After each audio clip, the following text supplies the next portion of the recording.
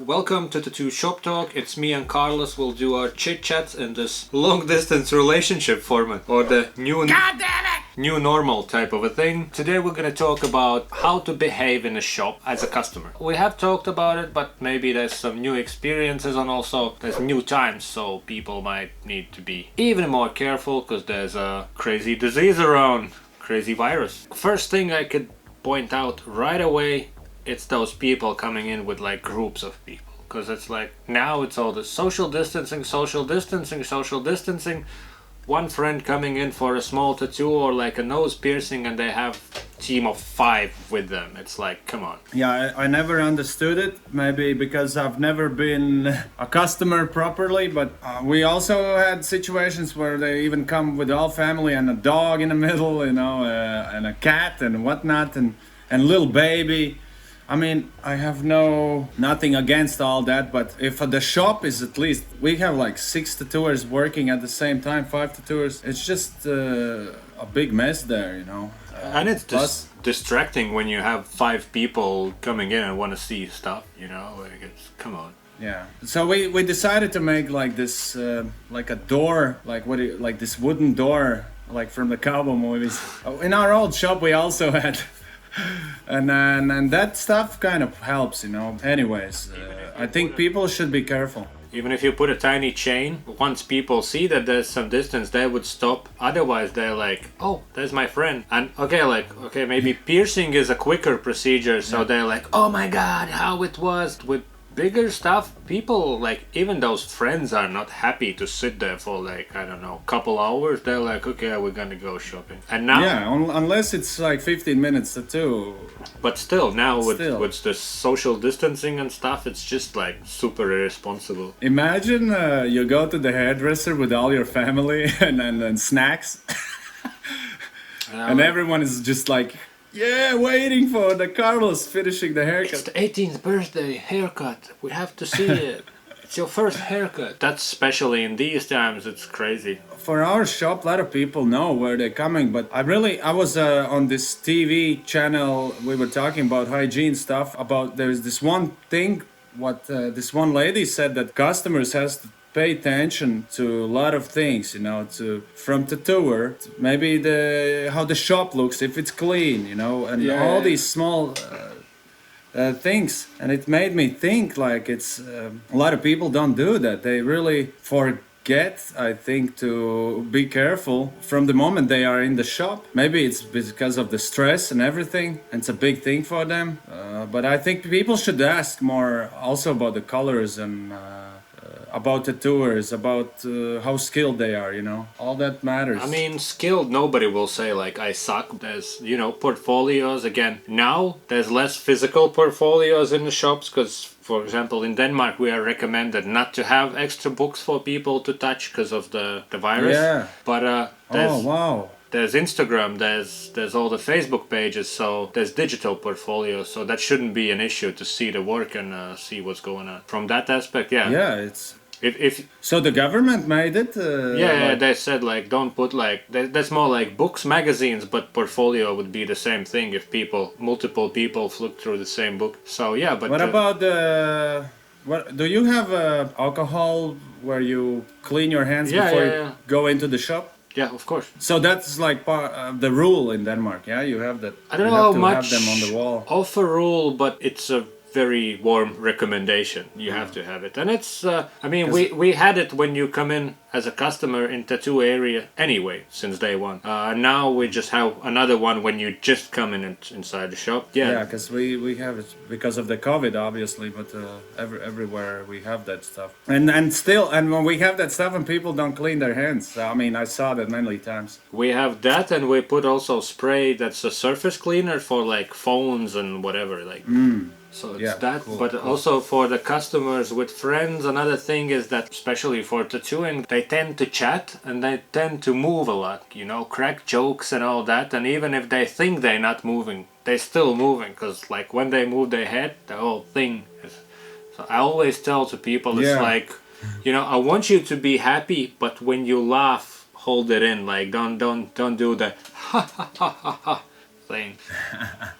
I tell them right away. you know, and maybe my way how to tell it is not the best, but at least they don't move afterwards. Yeah, You know, yeah, it's I don't like that shit, you know. When I usually I say I make the lines and I'm saying like wait till we start shading, then you can jump a bit, you know. But while I'm doing lines, please stay still, you know, because I'm worried, you know. yeah. But if you make a Pinterest triangle and there's only 3 lines to make and there's a giggle in the middle, That's always been the hardest, man. Do these small tattoos is the worst. I mean, you need to be ready, you know, for whatever it is. Bad skin, shitty customer, shitty needle, maybe. It's like terrible. But I mean, for me, it's hard to say what customers should do more better because we're pretty lucky with all that shit in I that think shop. one of the things is also people shouldn't be scared to ask questions. But No, they yeah, don't. you have to choose your questions because you could be just weird about stuff. And also there are this type of customer who's smart as they have like 2-3 tattoos and they suddenly like maybe they seen the show and they're like, oh, so you are like now doing like stipple shading and yeah, you know, and you're like, yeah, okay. So yeah, I love Yeah, man, dot work, they you have know. Yeah, let's just chill. But there is a lot of tattooers, I guess, that it's not so easy to talk with them as a customer. Well, I think, especially if a guy have headphones on and you're like, Yeah, like mine's though, and because I've heard stories where customers just asking a simple question and suddenly all the shop of tattooers laughing about him just because he asked it. You know, I mean, that's like again like being professional because I think. so you have to leave then. You know, like you go. You go home after you see that the tattooer is shitty at you. Well, you probably not gonna come back because we had a couple of customers who said they don't want to go to some places because they had bad experience. Like they laughed at the question or the design idea because for that customer it's the first time maybe they getting a tattoo, so it's first time they ask that question. Just because you have heard it Yeah, and 100 times, it's a obviously- different story. Yeah. Exactly. That's just because you know does not mean that everyone should know. You know, I always tell customers that I mean, don't worry, ask me. I understand. You know, this for you is something new, and don't be shy. I mean, I will help you out. Yeah, I say there's no stupid questions, but kind of don't challenge me on that. Yeah, exactly. And still, Well, wait, like I said that to customer once. what? Yeah, I said there's no stupid questions, and the girl later asked, "They're like, okay, cool, you said there's no stupid questions. So what was that playlist you had playing there?" Well, I mean, Okay. Do you have a feeling that maybe it's better to tell the customer about aftercare before you do tattoo or after you're done with the tattoo? Because sometimes they are so hyped that they have fresh tattoo, they don't even pay attention what they are I saying think the about. best is to give a leaflet, you know, and say if you're not sure, let me know, because Yeah, I guess so. with tattoo, like, you know, first they scared, especially if it's first one, so they're not gonna listen. And after it's done, they clearly happy that it's done. With piercings, I explain it while I'm setting up and marking them and all that, because I know once it's done, they are like on a different planet. Tripping.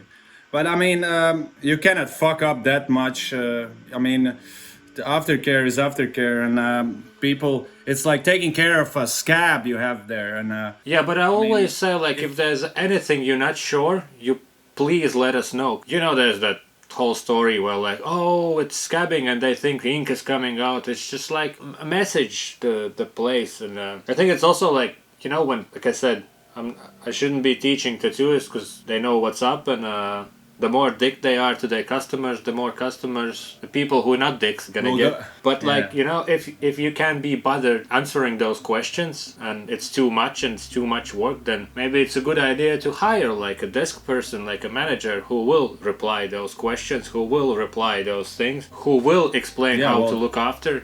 people do that. Actually, there is some tattooers who does that. They hired person. There's even I heard there's tattooers who hire someone who helps them with the bookings only. You know.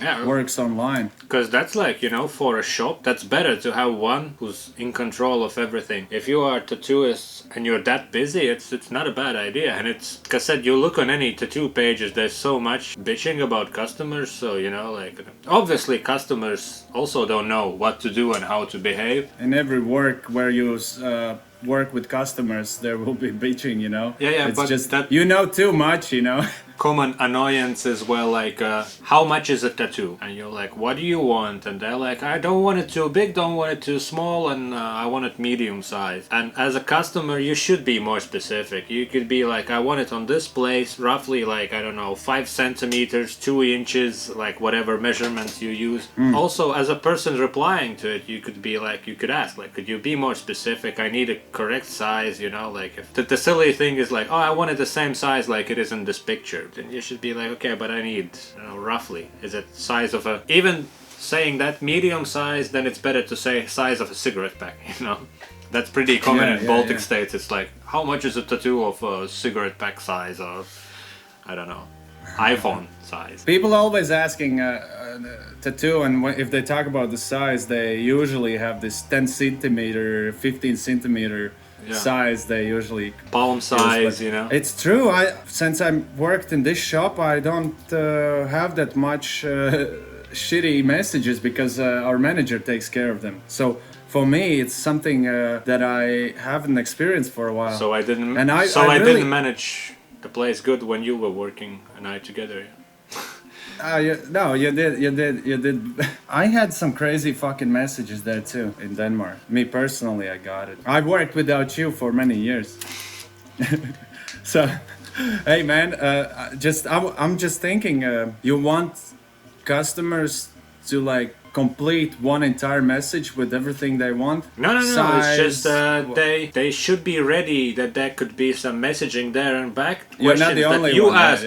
Yeah, like those questions that you ask, they are for a reason. No confusion on sizing, no confusion on detail, and then therefore you can tell more exact price, because you can't tell it's gonna be $14.99, it can be, I don't know, 150 to 180 euros, something like that. It's just that communication, you have to, as a customer, you have to understand that, well, if obviously there are people that are dicks, but it's kind of like... Yeah. It's for a reason, that communication. There was this one guy, he said he does these big sessions and he always puts, did this work? It took 6 hours. Did this work? Took 4 hours. So when people ask how much it's gonna be, he always says, look at my portfolio, there's hours everywhere. So from that, if you have somewhat functioning brain, you can figure out that if the piece is this size, this detailed, it's gonna be roughly 5 hours. So every virgin, I would say, you have to kind of help to educate him as well a bit, right? As a tattooer or manager, just show the way. And sometimes it's a bit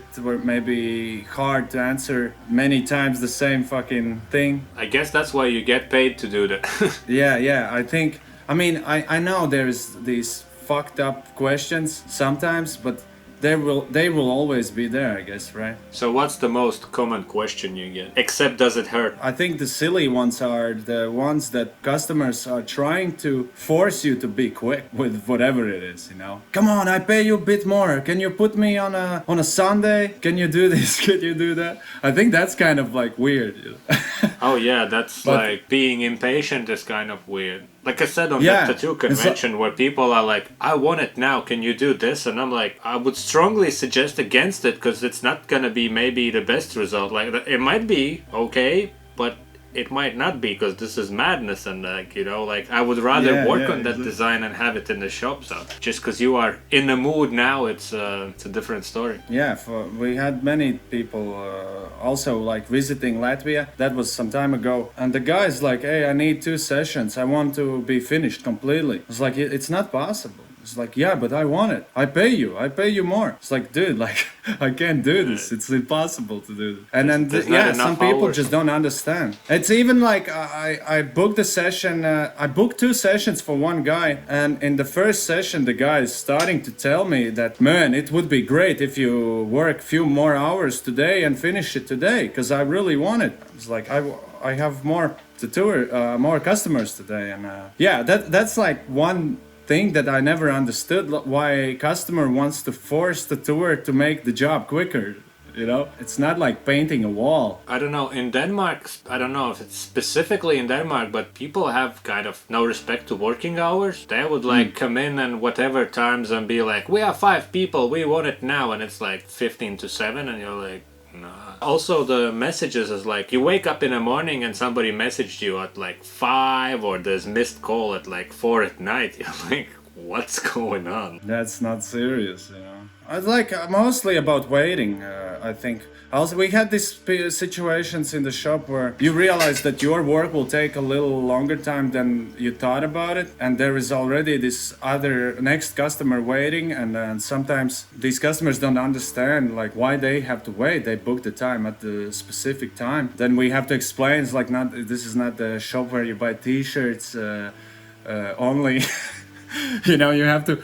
This is art. You have to spend time on it, and sometimes it takes more time, sometimes less. And I even had one lady who decided not getting work from me just because she had to wait 2 times. Yeah, I think then on that note, there would be recommendation to be a bit more patient. It's not like we don't want customers and we don't want your money. There's one in the line. Yeah. There's a situation what's happening at this very moment. We don't want to send all of the people away, which is work has to be done. The first shop where I worked, not big fan of the guy who was there, who was my boss, but he said one thing that stuck to me till now, that in tattooing, basically in anything, work has to be done fast but not rushed, because you don't want to rush it, you don't want to like cut corners. It has to be done obviously as fast as possible, because it's better for you, it's better for customer.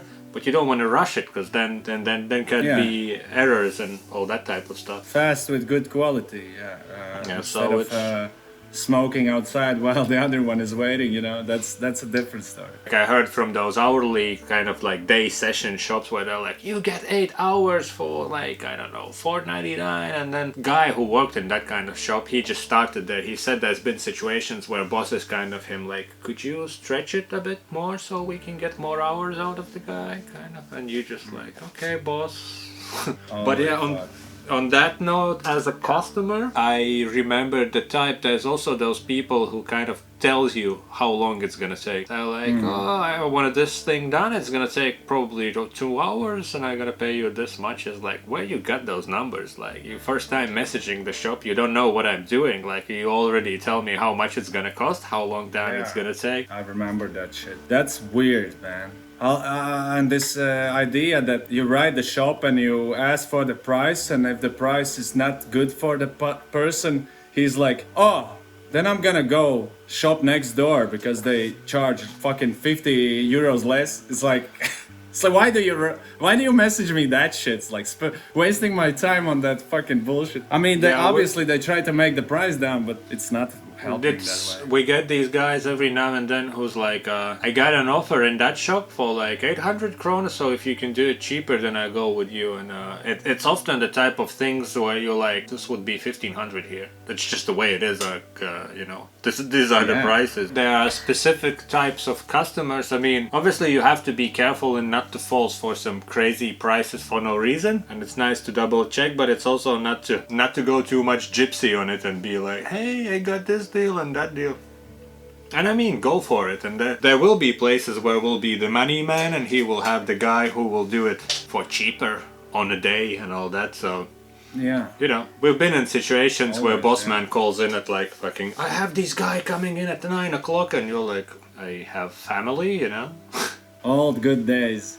Yeah, and I mean, I think like there is more shops that has problems with running things than they are not, I think. I mean, I don't like to send customers away, so like on Saturday I finished like 2 hours later, because I was like, you know, just if you can come back like, I don't know, at 4 and come back then. And at the end I did most of the things. There was some who was like, can you do a piercing now? And I'm like, come in at 5. I'm like, but that's too late for us. Like, okay, then grab a card and book yourself in for next week. Again, at the end of the day, it's recommended to book because there's a deadly virus around, so you don't want to gather around places and all that stuff. So being impatient and being a peepee is not a good thing.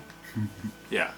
I think this is the most, like the one thing that's really important in tattooing is you have to be patient. and wait till your time is here.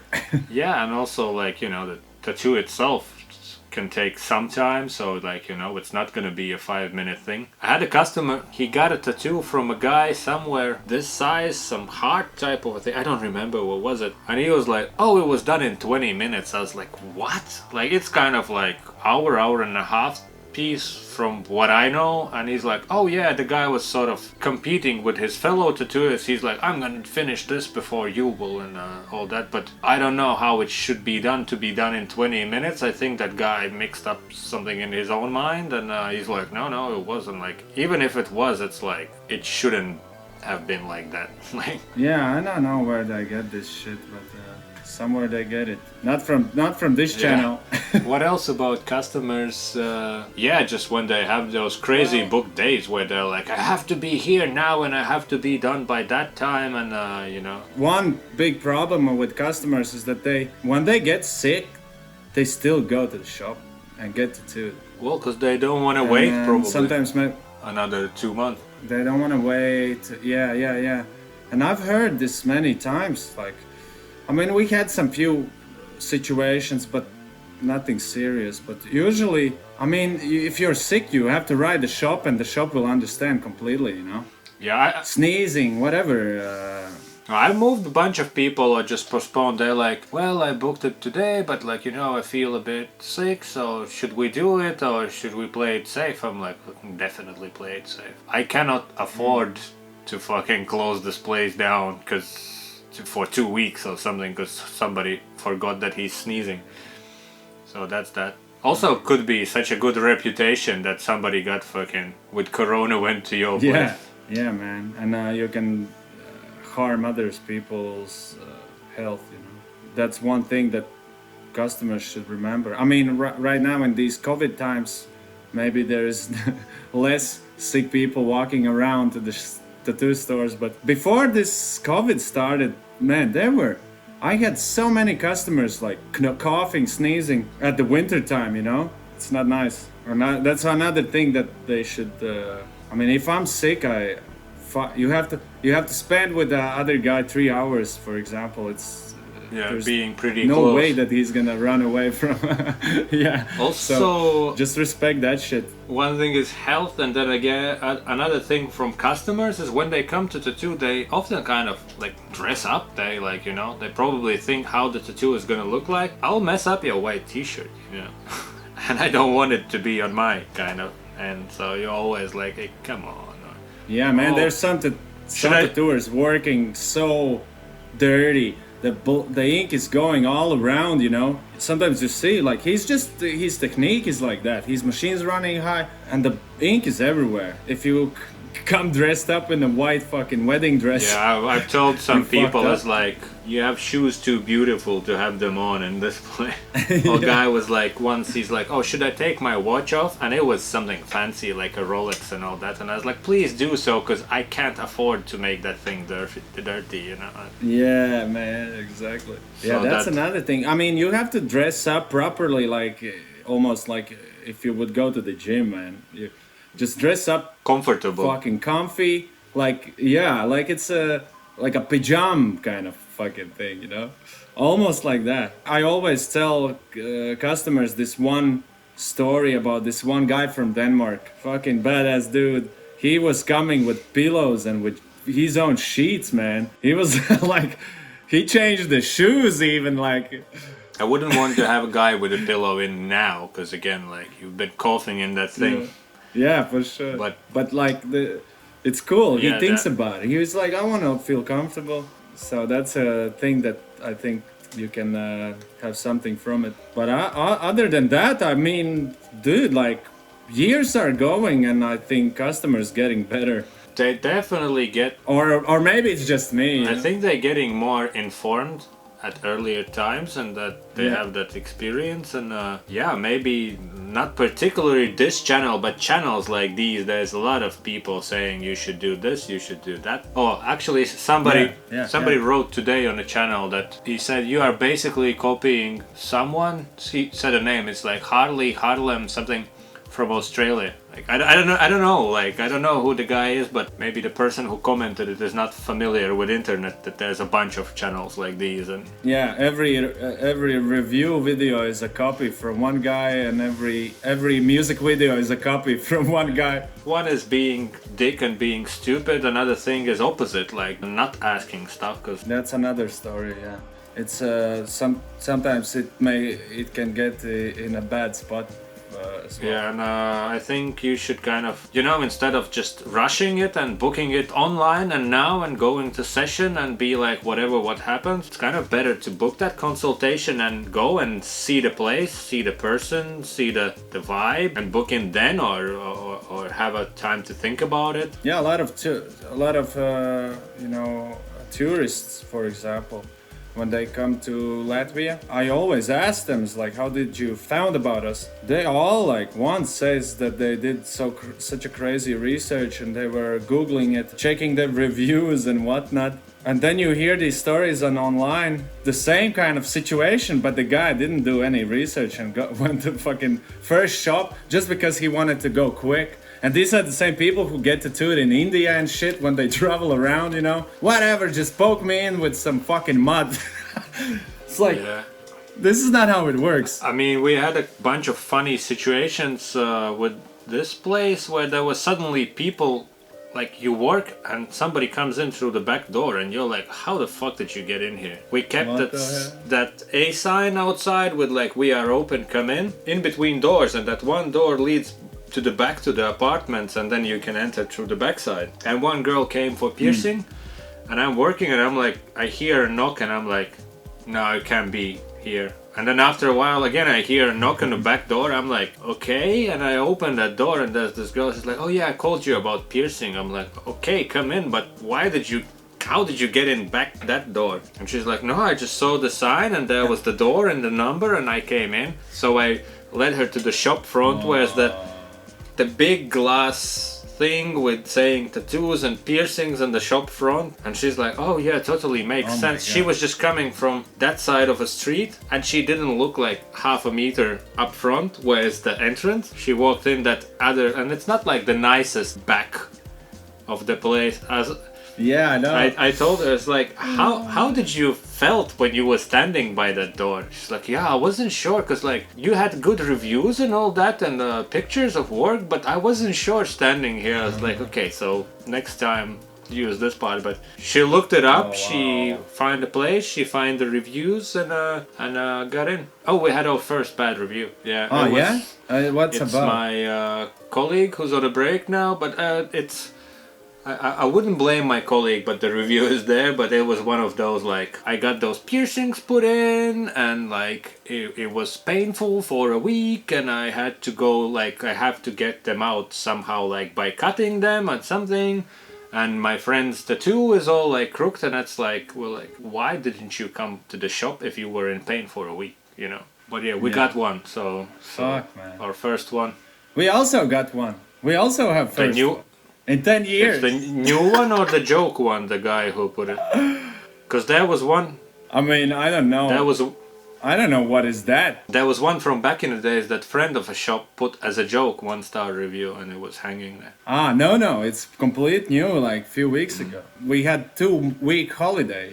Entire shop was closed in August, and a guy wrote a message to Facebook, and we have this automatic answer. You can put it on Facebook. So he got it, and then he was waiting maybe 3-4 days, and then we wrote him back later, and it was already too late. So he suddenly posted on Facebook that in this bad review that we are bad service, we are not answering the messages, we are not we don't welcome people that well, It's so fucking, you never been in the shop. Well, that's maybe he's just writing us a message. Another recommendation, people, that before you jump the thing and start to do like bad reviews, maybe have a conversation first. You cannot make everyone happy, I went to one hairdresser's here. It's a nice place, but they had this towel where they put the hair machines on, and I was like, nasty. It was covered with hair and all that. I was like, please, I hope she's not gonna take that machine from there. And she came with her own machine. I was like, cool.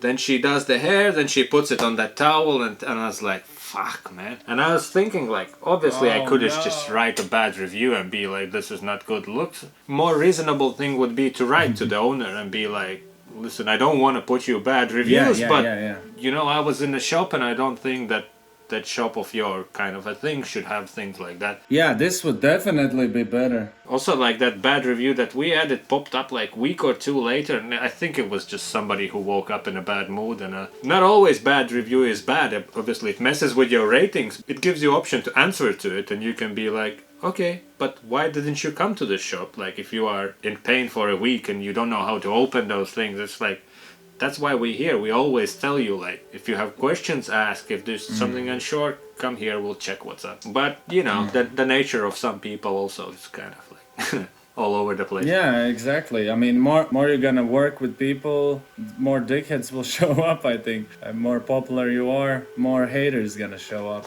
So it's not fun to have a bad review which you're not even tiny bit part like of it. I heard in some places, like where the aggressive competition shops will put bad reviews to other shops, and that's like, okay, come on.